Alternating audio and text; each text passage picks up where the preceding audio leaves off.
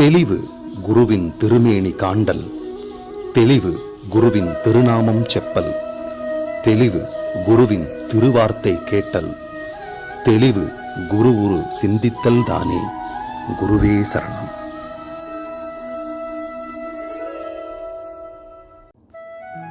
வணக்கம், நான் உங்க ஆத்ம நண்பன் பேசுறேன்.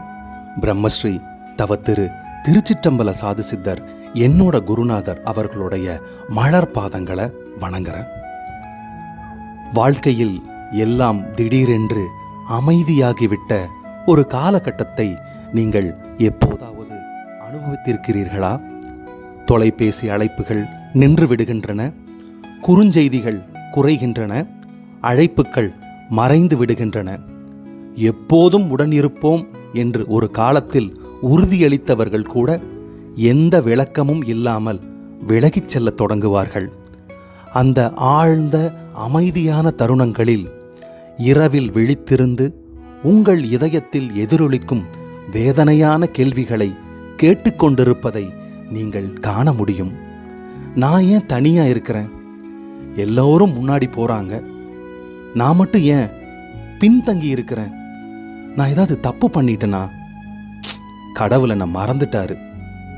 ஆத்ம நண்பரே, நீங்கள் இப்போது அப்படிப்பட்ட ஒரு காலகட்டத்தில் வாழ்ந்து கொண்டிருந்தால் நீங்கள் நான் சொல்வதை மிகவும் கவனமாக கேட்க வேண்டும். ஏனென்றால் கைவிடப்பட்டதாக தோன்றுவது உண்மையில் ஒரு தெய்வீக வழிகாட்டுதலாக இருக்கலாம். நிராகரிப்பு என்று உணர்வது ஒரு புனிதமான பாதுகாப்பாக இருக்கலாம். நோக்கத்தை வெளிப்படுத்துவதற்கு முன்பு இரைச்சலை அகற்றுவதற்கு வாழ்க்கைக்கு ஒரு மர்மமான வழி உண்டு. சில நேரங்களில் பிரபஞ்சம் உங்கள் ஆன்மாவுடன் கவனச்சிதறல் இல்லாமல் நேரடியாக பேசுவதற்காக உங்கள் சுற்றுப்புறத்தை தூய்மைப்படுத்துகிறது. பூமிக்கு அடியில் புதைக்கப்பட்ட ஒரு விதையை பற்றி யோசித்து பாருங்கள். அந்த விதைக்கு இருள் ஒரு முடிவாக தோன்றலாம். அதனால் சூரிய ஒளியை காண முடியாது. திறந்த வெளியிலிருந்து ஏன் பிரிக்கப்பட்டிருக்கிறது என்பதை அதனால் புரிந்து கொள்ள முடியாது. ஆனாலும் அந்த இருண்ட மண்ணுக்கு அடியில் ஏதோ ஒரு அற்புதம் நிகழ்ந்து கொண்டிருக்கிறது. வேர்கள் உருவாகின்றன, வலிமை வளர்கிறது, உயிர் எழுவதற்கு தயாராகிறது. அதுபோலவே உங்கள் தனிமை ஒரு தண்டனையாக இல்லாமல் இருக்கலாம். அது நீங்கள் இதுவரை சந்திக்காத உங்களின் ஒரு புதிய வடிவத்திற்கான தயாரிப்பாக இருக்கலாம். ஒருவேளை இந்த மௌனம் உங்கள் உள்மன குரலை கேட்க உங்களுக்கு கற்றுக் கொடுக்கலாம். ஒருவேளை இந்த தனிமை ஆன்மீக மாற்றத்திற்கான இடத்தையும் உருவாக்கலாம். இந்த காணொளியின் முடிவில் உங்கள் தனிமையின் மிகவும் வேதனையான காலகட்டம் உண்மையில் உங்கள் மாபெரும் விழிப்புணர்வின் தொடக்கம் என்பதை நீங்கள் கண்டறியக்கூடும்.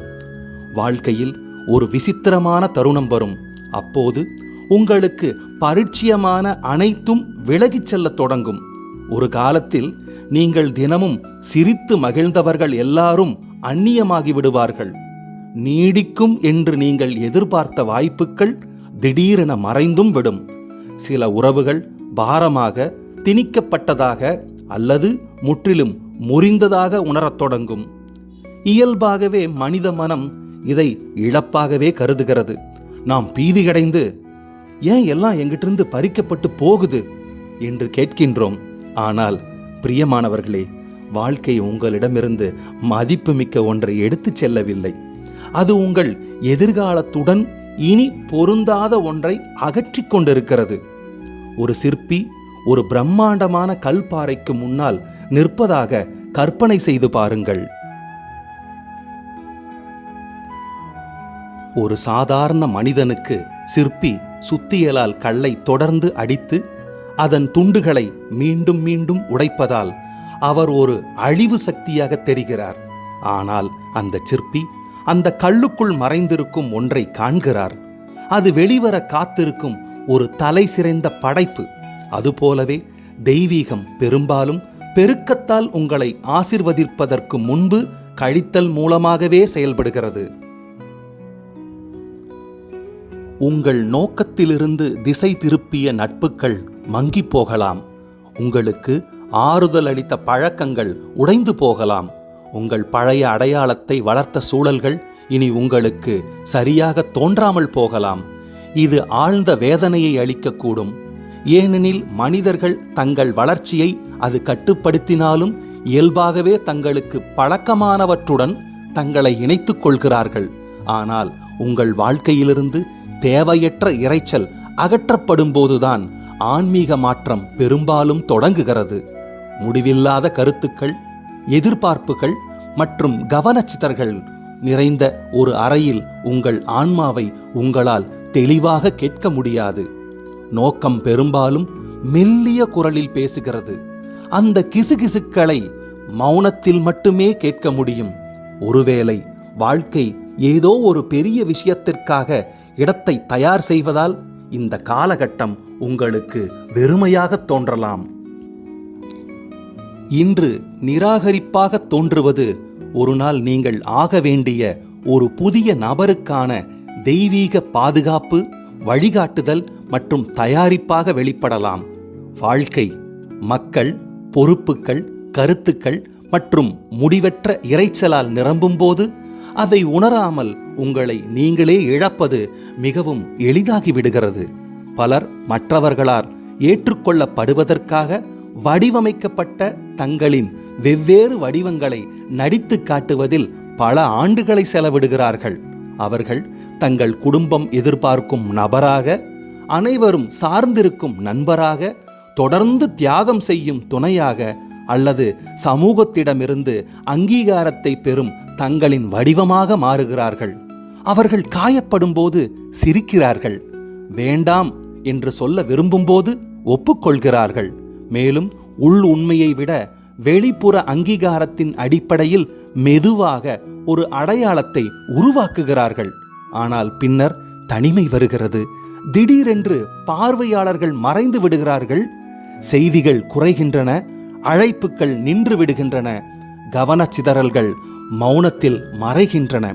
அந்த மௌனத்தில் யாரும் பார்க்காத போது நான் யார் என்று மிகவும் சங்கடமான ஒரு கேள்வி உள்ளிருந்து எழத் தொடங்குகிறது. இந்த கேள்வி திகிலூட்டுவதாக உணரப்படலாம். ஏனெனில் நீங்கள் இவ்வளவு காலமாக அணிந்திருந்த முகமூடிகளை எதிர்கொள்ள உங்களை அது கட்டாயப்படுத்துகிறது. தொடர்ச்சியான அங்கீகாரம் இல்லாமல் பலர் தங்களுக்குள் வெறுமையாக உணர்கிறார்கள். ஏனென்றால் அவர்கள் தங்களுக்குள் வெறுமனே இருப்பது எப்படி என்று ஒருபோதும் கற்றுக்கொள்ளவில்லை. ஆனாலும் இங்கிருந்துதான் உண்மையான ஆன்மீக விழிப்புணர்வு தொடங்குகிறது. மௌனத்தில் உலகின் எதிர்பார்ப்புகளுக்கு பதிலாக உங்கள் உண்மையான எண்ணங்களை கேட்கத் தொடங்குகிறீர்கள். உங்கள் உண்மையான ஆசைகளையும் மறைக்கப்பட்ட அச்சங்களையும், மற்றவர்களை மகிழ்விப்பதற்காக நீங்கள் புதைத்த கனவுகளையும் அடையாளம் காண தொடங்குகிறீர்கள். உங்கள் ஆன்மாவின் ஆழமான உண்மைகள் பெரும்பாலும் அமைதியில்தான் கண்டறியப்படுகின்றன, குழப்பத்தில் அல்ல.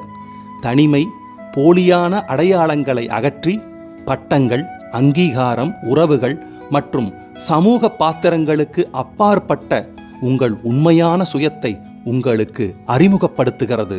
மேலும் உங்கள் அந்த வடிவத்தை நீங்கள் உண்மையாக சந்தித்தவுடன் உங்கள் வாழ்க்கை அசாதாரணமான வழிகளில் மாறத் தொடங்குகிறது.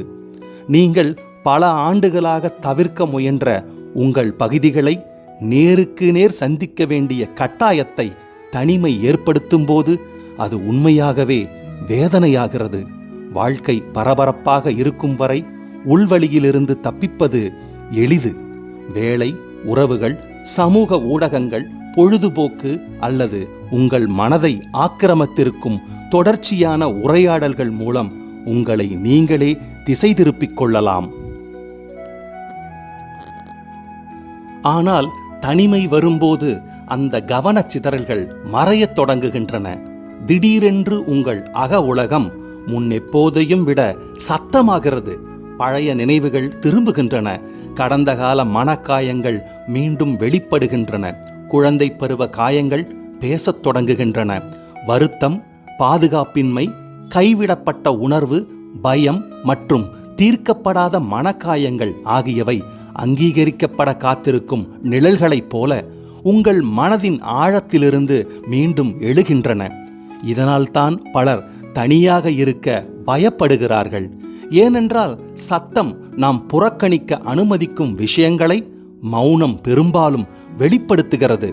ஆனால் என் பிரியமானவர்களே, இந்த மோதல் உங்களை அழிப்பதற்காக நடக்கவில்லை, அது உங்களை குணப்படுத்துவதற்காகவே நடக்கிறது. அரக்கர்கள் நிறைந்திருப்பதாக சொல்லப்பட்டதால் உங்கள் வாழ்நாள் முழுவதும் நீங்கள் தவிர்த்து வந்த ஒரு இருண்ட குகைக்குள் நுழைவதை கற்பனை செய்து பாருங்கள். நீங்கள் பயத்தில் நடுங்கிக் கொண்டு நுழைவாயிலில் நிற்கிறீர்கள். ஆனால் இறுதியாக உள்ளே நுழைய தைரியத்தை வரவழைக்கும் போது அந்த இருளுக்கு மத்தியில் விலைமதிப்பற்ற புதையல்கள் கண்டறியப்பட காத்திருப்பதை நீங்கள் கண்டுபிடிக்கிறீர்கள். தனிமையும் இதே வழியில்தான் செயல்படுகிறது. ஆம், நீங்கள் வழியை சந்திக்க நேரிடலாம். ஆனால் உங்களிடம் இருப்பதாக நீங்கள் ஒருபோதும் அறியாத வலிமையும் நீங்கள் கண்டறிவீர்கள்.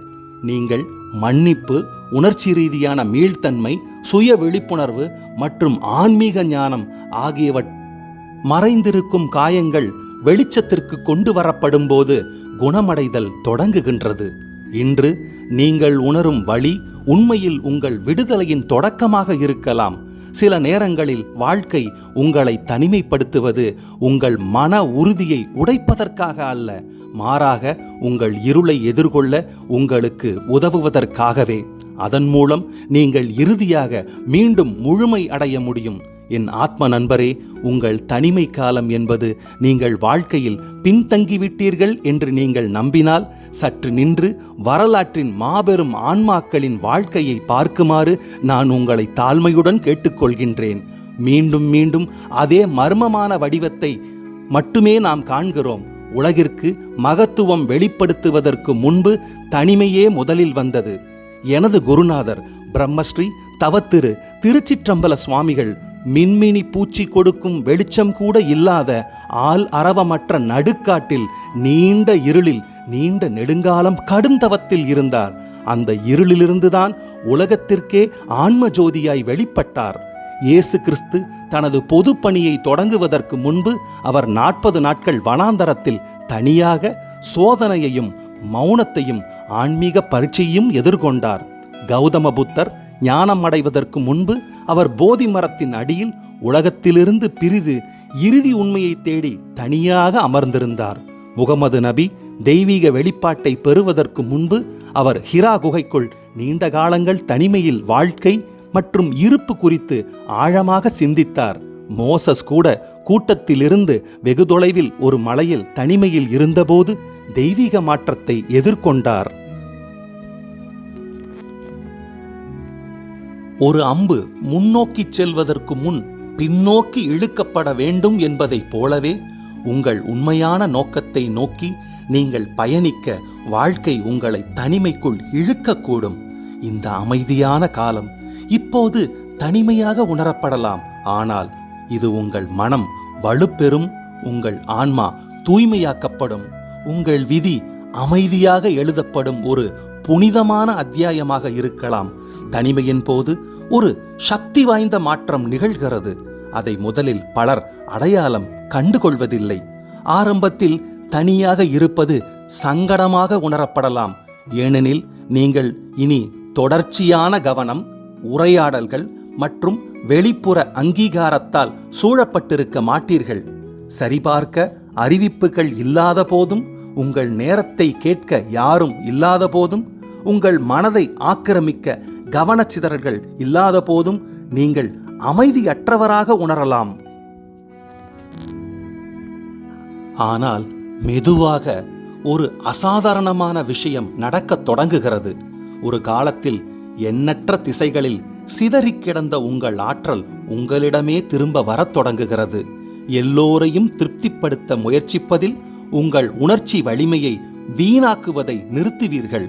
உங்களை தவறாக புரிந்து கொள்பவர்களுக்கு உங்களை விளக்குவதையும் நிறுத்துவீர்கள். உங்கள் மதிப்பை உணராதவர்களிடமிருந்து அங்கீகாரத்தை தேடுவதையும் நிறுத்துகிறீர்கள். அந்த அமைதியில் உங்கள் உள்சக்தி வளரத் தொடங்குகிறது. மனித ஆற்றல் வற்றிப்போவதை தடுத்து தியானம் அதை உள்நோக்கி திருப்ப எப்படி உதவுகிறது என்பதை நீங்கள் உணரத் தொடங்குகிறீர்கள்.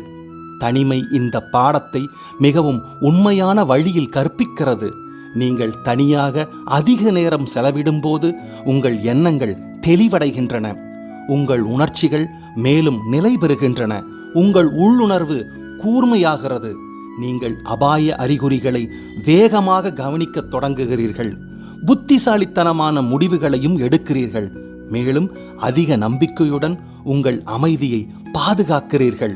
உங்களுக்குள்ளேயே ஆறுதலை கண்டறிவதால் நீங்கள் இனி துணைக்காக ஏங்குவதில்லை. இதுவே உண்மையான ஆன்மீக வலிமை. தொடர்ச்சியான வெளிப்புற உறுதிமொழிகள் தேவையின்றி அமைதியாக இருக்கும் திறனும் இதுவே ஆகும்.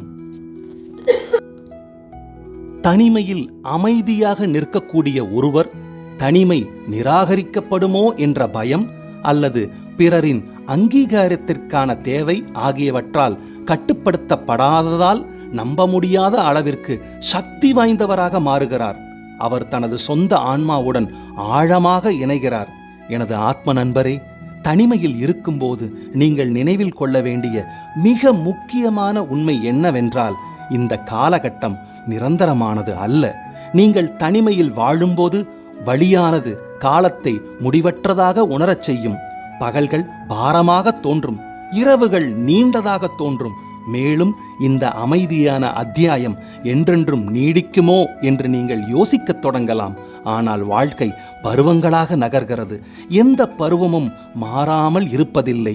குளிர்காலம் உயிரற்றதாக தோன்றலாம், ஆனால் உறைந்த நிலத்தின் அடியில் வசந்த காலத்திற்காக தயாராக வேர்கள் வலுப்பெற்று வருகின்றன. அதேபோல் உங்கள் தற்போதைய தனிமை வெளியிலிருந்து பார்க்கும்போது வெறுமையாக தோன்றலாம், ஆனால் உங்களுக்குள் கண்ணுக்கு புலப்படாத மாற்றம் நிகழ்ந்து கொண்டிருக்கிறது. ஒரு கம்பளி புழு கூட்டுக்குள் நுழைவதை பற்றி யோசித்து பாருங்கள். வெளியிலிருந்து பார்க்கும்போது அது இருளில் சிக்கிக்கொண்டு தனக்கு தெரிந்த உலகத்திலிருந்து துண்டிக்கப்பட்டதாக தெரிகிறது. ஆனால் அந்த சிறிய இடத்திற்குள் இயற்கையின் மிக பெரிய அற்புதங்களில் ஒன்று அரங்கேறிக் கொண்டிருக்கிறது என்பதை நீங்கள் அறிவீர்கள். அது புதைக்கப்படவில்லை, மாறாக பறக்கும் திறன் கொண்ட ஒன்றாக உருமாற்றப்படுகிறது. உங்கள் வாழ்க்கை இப்போது இடைநிறுத்தப்பட்டதாக நீங்கள் உணரலாம், ஆனால் அந்த இடைநிறுத்தம் தோல்வியல்ல, அது ஒரு தயாரிப்பு. நீங்கள் அனுபவிக்கும் இந்த அமைதி எதிர்காலத்தில் உங்களுக்கு பயன்படக்கூடிய பொறுமை, ஒழுக்கம், ஞானம் மற்றும் உணர்ச்சி முதிர்ச்சி ஆகியவற்றை கற்றுக் கொடுக்கக்கூடும். ஒரு நாள் வாய்ப்புகள் மீண்டும் வரும், புதிய உறவுகள் உங்கள் வாழ்வில் நுழையும். ஒரு காலத்தில் நிரந்தரமாக மூடப்பட்டதாக தோன்றிய கதவுகள் இன்று திறக்கும். அந்த தருணம் வரும்போது இந்த தனிமை காலத்திற்குள் நுழைந்தே அந்த நபராக நீங்கள் இருக்க மாட்டீர்கள். நீங்கள் வலிமையானவராகவும் ஞானம் உள்ளவராகவும் அமைதியானவராகவும் உங்கள் உண்மையான நோக்கத்துடன் மிகவும் ஒன்றி போனவராகவும் இருப்பீர்கள். ஒரு காலத்தில் உங்கள் அமைதியை தவறாக புரிந்து கொண்டவர்கள் ஒரு நாள் உங்கள் அமைதியை போற்றக்கூடும்.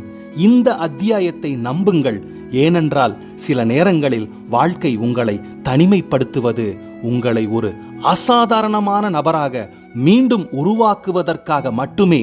எனவே எனது ஆத்ம நண்பரே, வாழ்க்கை இப்போது வழக்கத்திற்கு மாறாக அமைதியாக இருப்பதாக நீங்கள் உணர்ந்தால், சில நபர்கள் விலகிச் சென்றிருந்தால், வாய்ப்புகள் தாமதமானால், முன்பை விட அதிக நேரம் நீங்கள் தனியாக செலவிடுவதாக உணர்ந்தால், உங்கள் கதை சிதைந்து கொண்டிருக்கிறது என்று தயவு செய்து எண்ணிவிடாதீர்கள்.